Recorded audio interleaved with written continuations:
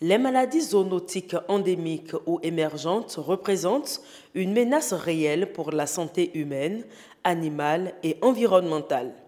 En effet, 6 maladies infectieuses sur 10 chez l'homme sont propagées par les animaux. C'est donc un front commun contre les zoonoses, à savoir la grippe aviaire, les fièvres hémorragiques Lassa, Ebola, la rage, le ver de Guinée, la peste, pour ne citer que celles-là. Les maladies zoonotiques sont des maladies qui sont communes à l'homme et aux animaux, qui sont transmises de l'animal à l'homme et vice-versa dans certains cas.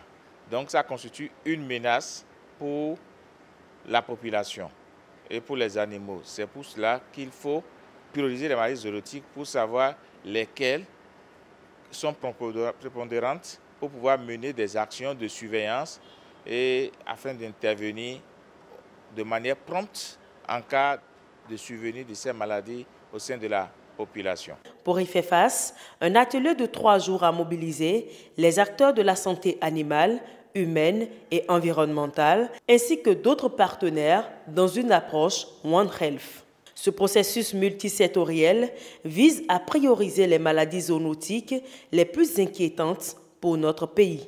Depuis pratiquement un an, les organisations internationales telles que l'OMS, l'OIE, la FAO et le CTC Atlanta appuient le Bénin pour conduire le processus de priorisation des maladies zoonotiques. Et ces maladies zoonotiques sont vraiment des maladies qui sont potentielles épidémiques et pandémiques, qui posent beaucoup de problèmes. Et une équipe initiale de planification a été mise en place et a pu identifier avec les listes des maladies à déclaration obligatoire dans le pays et la revue documentaire une trentaine de maladies qui sont classées globalement en 3 catégories. Il y a des maladies bactériennes, il y a des maladies virales et des maladies parasitaires. Donc c'est sur cette liste, sur la base de cette liste initiale que le travail va se faire pendant l'atelier. Et c'est une liste qui est mise à la disposition des participants pour que, au cas où certains voudraient compléter, qu'ils puissent compléter pour que nous ayons une liste consensuelle sur la base de laquelle le travail va se faire. Et ça va nous conduire à identifier, après les 3 jours d'atelier, 5 maladies zoonotiques prioritaires qui vont maintenant alimenter le processus de planification pour le contrôle et la réponse appropriée face à ces maladies qui constituent des menaces de santé publique pour tous les pays. Par le processus Une seule santé, les différentes parties prenantes veulent élaborer de nouvelles perspectives pour gérer les zoonoses prioritaires en collaboration avec les partenaires techniques. Les problématiques sanitaires à l'interface homme-animal-environnement constituent une préoccupation à l'échelle internationale. Les zoonoses ainsi que les maladies d'origine alimentaire et la résistance aux antimicrobiens continuent d'avoir des impacts majeurs sur la santé, les moyens d'existence, l'environnement et l'économie. La majorité, environ 70%, des pathogènes émergents, réémergents ou endémiques affectant la santé humaine sont d'origine zoonotique. Les secteurs de la santé humaine, de la santé animale et du cadre de vie partagent ainsi la responsabilité d'adopter une approche intégrée de la santé face aux risques sanitaires. Le critère qui a suscité beaucoup plus d'attention, c'est le critère environnemental qu'on n'avait pas retenu au niveau des autres pays. Parce que les experts qui sont venus sont des experts qui ont déjà fait ça un peu partout, mais ce critère n'avait pas fait l'objet de priorisation. Donc on a dû identifier, compléter avec ce critère, parce que nous sommes dans l'approche One Health, où les 3 ministères sectoriels, à savoir l'agriculture, santé animale, santé environnementale à travers le ministère du cadre de vie et du développement durable et le ministère de la santé humaine, ministère de la santé tel que ça se trouve dans notre dénomination et la direction de l'élevage, j'avais dit tout à l'heure, à travers le MAEP, ministère de l'Agriculture, de l'Élevage et de la Pêche. La protection de l'homme, des animaux, est un enjeu principal au cœur de cet atelier organisé par le REDICE, le projet de renforcement des systèmes de surveillance des maladies, et accompagné par le SECNLSTP, le secrétariat exécutif du Conseil national de lutte contre le VIH-Sida, la tuberculose, le paludisme, les infections sexuellement transmissibles et les épidémies. Pour y arriver, la partie nationale s'est engagée dans l'appropriation du processus. Au départ, le processus, la compréhension autour du processus de priorisation n'était pas très cernée par la partie nationale. Mais dans l'appropriation, nous avions compris que le processus qui doit conduire les travaux ne peut être qu'autour du One Health que votre institution incarne. C'est pourquoi le début du processus a concerné aussi bien les acteurs de la santé humaine, de la santé environnementale, de la santé animale, mais aussi d'autres secteurs ou d'autres partenaires pertinents comme l'université et d'autres que le maître de cérémonie a cité tout à l'heure. Toute la revue documentaire, la préparation du présent atelier, toutes ces tâches ont été effectuées par le corps groupe, contrairement aux autres pays qui ont recruté des consultants pour le faire. Et la mise en place de cette équipe nationale de planification a été un aspect très important pour vous. Je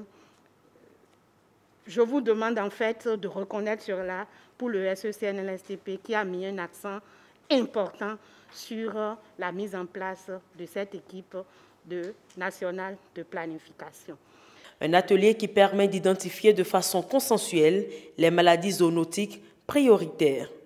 Le présent processus de priorisation des zoonoses au Bénin constitue une étape supplémentaire pour renforcer la collaboration intersectorielle dans le cadre du contrôle des maladies zoonotiques qui constituent 75% des pathologies liées aux maladies infectieuses émergentes et réémergentes. Ainsi, je vous prie sincèrement d'accepter toute ma gratitude pour tous ici présents, ainsi que les institutions qui se sont impliquées activement dans la conduite de ce processus depuis l'année dernière. Je voudrais, pour ne pas oublier, l'OMS, la FAO, l'OIO, le CDC Atlanta et les parties prenantes nationales qui l'ont soutenu. Après 3 jours d'échanges, de travaux intenses en groupe de travail, voici la liste des maladies zoonotiques les plus préoccupantes au Bénin et acceptées par tous les acteurs. Elles sont 6 au total. Les maladies priorisées que nous avons pu faire sortir à partir des 3 jours de travaux, nous avons d'abord la grippe zoonotique, qui est ce qu'on appelle souvent grippe aviaire, qui menace les volailles, mais qui est transmissible aux hommes. Ensuite, nous avons en deuxième position la rage, qui est une maladie qui n'est pas une maladie banale. Quand elle survient chez un individu, c'est la mort qui survient. Donc, par conséquent, il faut pouvoir surveiller cette maladie et éviter les décès humains dus à cette maladie. En troisième position, nous avons les maladies, les fièvres hémorragiques virales. Et quand on parle de fièvres hémorragiques virales, c'est la Lassa, Ebola, et la fièvre de la vallée du Rift, etc.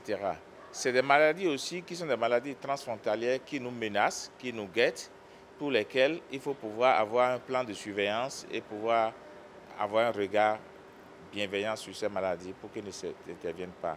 Autre maladie qu'on a pu aussi répertorier, c'est le charbon bactéridien, qui est une maladie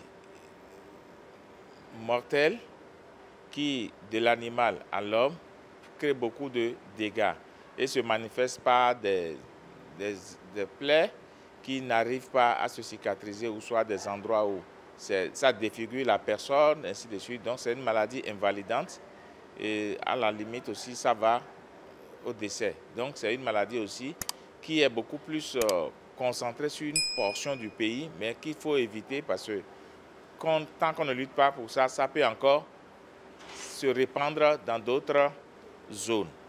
Ensuite, nous avons l'autre maladie qu'on a qualifiée de syndrome respiratoire chronique. Et dans ce syndrome respiratoire chronique, on a mis la COVID, qui est pratiquement une pandémie. Donc, c'est une préoccupation déjà pour tout le monde qu'on ne peut pas laisser pour l'instant. Et enfin, nous avons la trypanosomose qui a été retenue, qui est une maladie commune à l'homme et aux animaux. Et c'est ça que souvent, quand ça chez l'homme, on dit maladie du sommeil. Est-ce que vous voyez? Mais c'est en voie d'éradication, mais il faut toujours prendre toutes les dispositions pour que ça ne réapparaisse pas. Ces maladies que nous venons de citer sont surveillées et les interventions sont dans l'approche une seule santé. Donc il y a le secteur animal, le secteur humain et les gens de l'environnement qui doivent toujours collaborer dans ce sens pour qu'on puisse éliminer ces maladies de l'environnement qui est le nôtre, celui du Bénin. Cet atelier a connu l'assistance du niveau régional, de la FAO, de l'OIE et de l'OMS. Plusieurs recommandations ont été adoptées. Il s'agira, pour les grandes recommandations qui ont été identifiées, c'est de faire un plan d'action pour pouvoir mettre en œuvre et surveiller de façon efficace et efficiente ces différentes maladies. On doit quand même prendre un acte pour pouvoir formaliser les différentes maladies zoonotiques dans l'approche One Health, et le CNRSTP, à travers le projet REDIC, pourrait nous appuyer.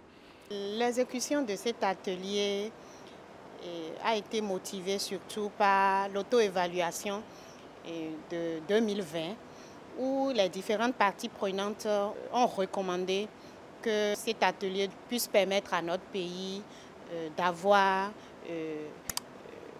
les différentes zoonoses prioritaires. C'est l'un des indicateurs du projet REDIC et du RSI. Le présent atelier qu'on a organisé permettra vraiment à notre pays d'améliorer le score, son score par rapport à cet indicateur du RSI. Et justement, le projet REDIC a accompagné les différents secteurs à mettre en œuvre cette recommandation de l'auto-évaluation. Donc c'est un rôle de fédérateur et c'est un rôle de mobilisation des parties prenantes et c'est un rôle d'appui aussi bien technique que financier. Des certificats de participation ont été décernés aux participants, marquant ainsi la fin de cet atelier au profit des acteurs de la santé animale, humaine et environnementale pour la priorisation des maladies zoonotiques au Bénin.